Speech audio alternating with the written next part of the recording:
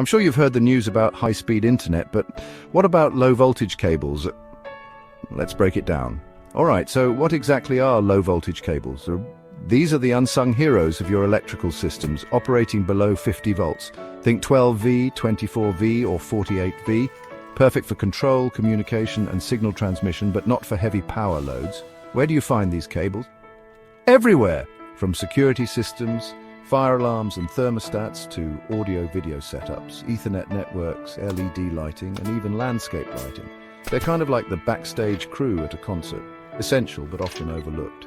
Now let's talk types. Got a thermostat? You'll likely use an 18/5 or 18/8 thermostat cable. Security system? That's a 22 AWG alarm cable. Fire alarms need FPLR or FPLP rated fire alarm cables. Audio systems use 2-conductor speaker wire, and for networking it's all about Cat5e or Cat6 Ethernet cables. CCTV and TV signals go through RG6 coaxial cables, while outdoor lighting uses 12 halves AWG landscape cable. Color codes make things easier.